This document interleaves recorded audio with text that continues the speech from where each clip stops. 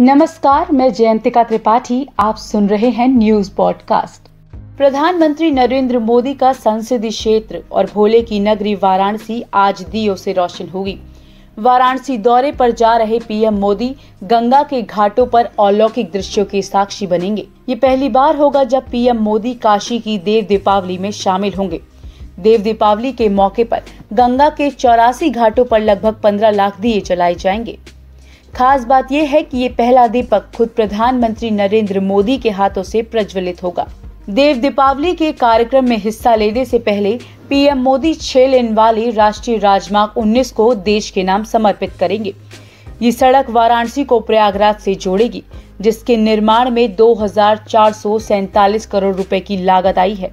इस सड़क के खुलने के बाद प्रयागराज वाराणसी की दूरी तय करने में 1 घंटा कम समय लगेगा। साथ ही इस बार वाराणसी के घाटों पर लेजर शो का भी आयोजन किया गया है।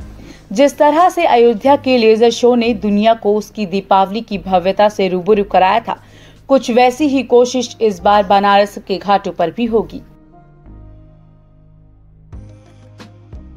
उत्तर प्रदेश का आईटी हब कहा जाने वाला नोएडा अब धीरे धीरे देश का दूसरा जामताड़ा बनता जा रहा है।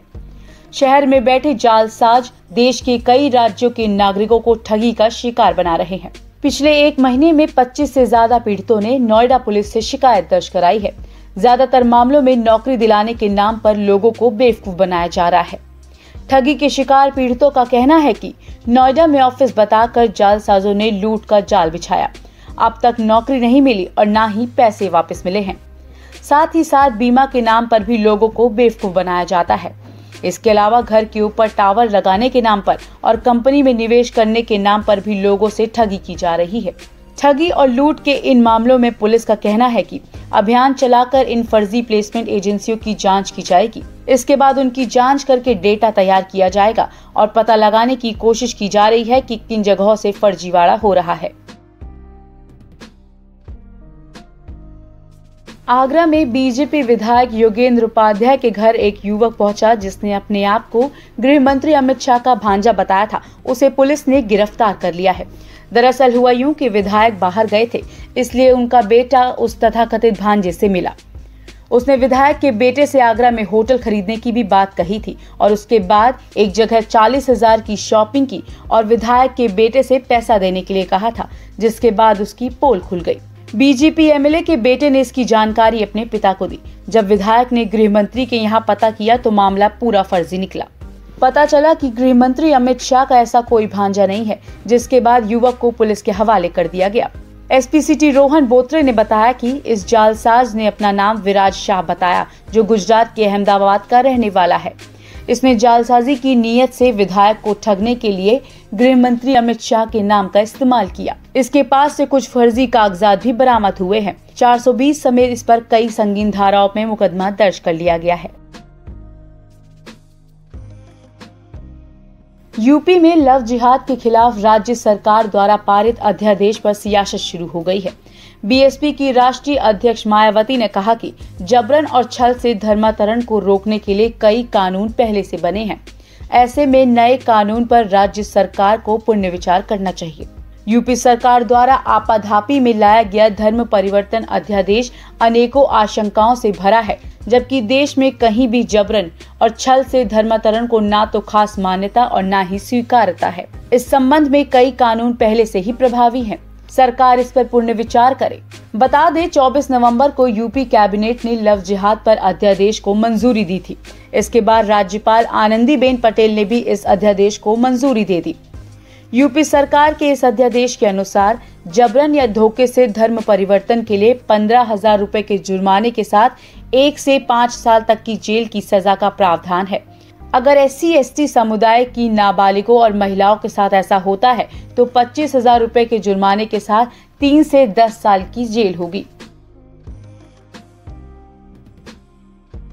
बलरामपुर के कोतवाली देहात इलाके में पत्रकार राकेश सिंह और उसके साथी पिंटू साहू के कथित हत्याकांड मामले में इलाहाबाद हाई कोर्ट में याचिका दायर की गई है।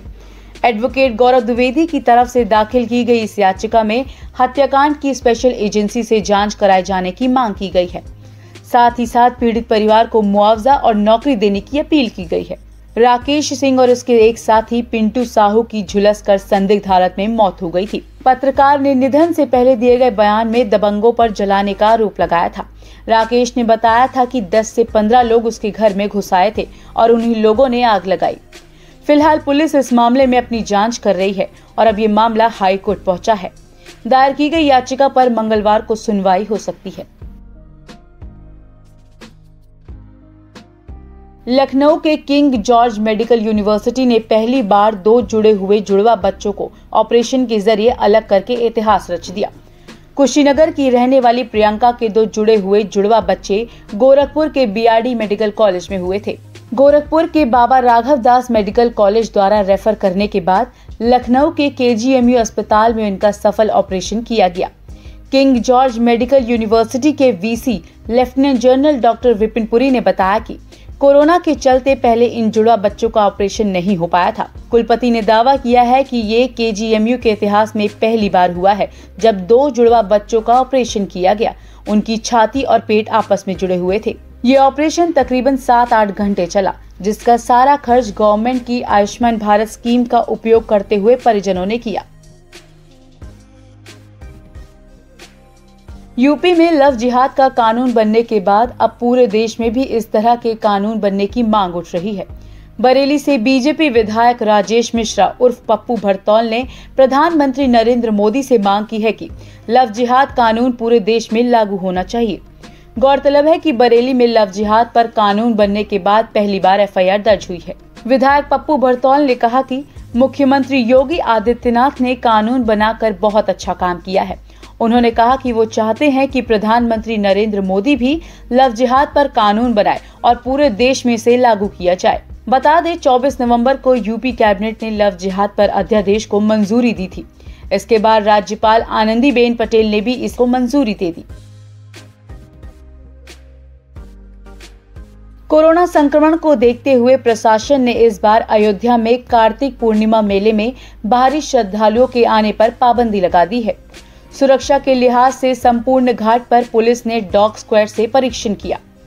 इस साल केवल अयोध्या के स्थानीय लोगों को ही सरयू में स्नान करने का अवसर मिलेगा। कार्तिक पूर्णिमा पर हर साल सरयू तट पर श्रद्धालुओं की बड़ी संख्या में उपस्थिति रहती थी। जय श्री राम के नारों के साथ श्रद्धालु पतित पावनी मां सरयू में स्नान करते थे। बाद में उनका कल्पवास पूरा माना जाता था, लेकिन इस बार कार्तिक मेले पर कोरोना का साया नजर आ रहा है। 14 कोसी पंचकोसी परिक्रमा दोनों पर बाहरी श्रद्धालुओं को नगर में प्रवेश नहीं दिया गया था और अब पूर्णिमा स्नान पर भी प्रशासन ने बाहरी श्रद्धालुओं पर पाबंदी लगा दी है। ये था यूपी की बड़ी खबरों का न्यूज पॉडकास्ट। इसी तरह तमाम बड़ी खबरों के लिए देखते रहिए न्यूज उत्तर प्रदेश उत्तराखंड। धन्यवाद।